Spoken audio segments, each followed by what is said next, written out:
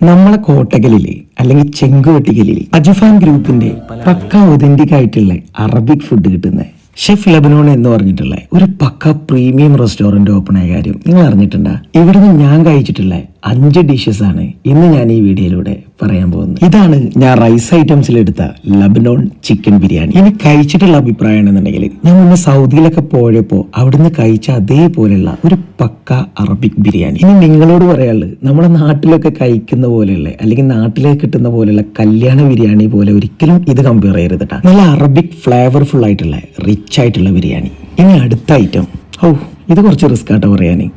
എസ്കലോപ്പ് with French fries and garlic sauce. വല്ലാത്തൊരു പേരില്ലേ. ഇത് 2 വട്ടമൊക്കെ അടുപ്പിച്ച് പറയുകയാണെങ്കിൽ എന്തായാലും നാ വിളിക്കും. ഇനി ഇതിനെ കുറിച്ച് പറയുകയാണെങ്കിൽ പുറമേ നല്ല ക്രിസ്പി ആയിട്ടുള്ളൊരു സാധനം, പക്ഷെ ഇത് മാത്രമായിട്ട് കഴിക്കുമ്പോൾ എരിവോ പുളിയോ ഉപ്പോ ഒന്നുമില്ല കേട്ടാ.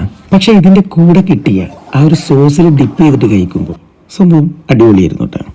ഇനി അടുത്ത ഐറ്റം എന്ന് പറഞ്ഞാൽ ഹുമ്മൂസ് ആൻഡ് മുത്തവല്ല. ഈ 2 എണ്ണമായിരുന്നു കേട്ടാ ഞാൻ ഇവിടുന്ന് കഴിച്ചതില് എനിക്ക് ഏറ്റവും ഇഷ്ടം. ഹുമ്മൂസ് ആണെന്നുണ്ടെങ്കിലും മുത്തവല്ല ആണെന്നുണ്ടെങ്കിലും ആ റൊട്ടിയിൽ മിക്സ് ചെയ്തിട്ട് കഴിക്കാൻ ഒരു രക്ഷയില്ലായിരുന്നു കേട്ടാ.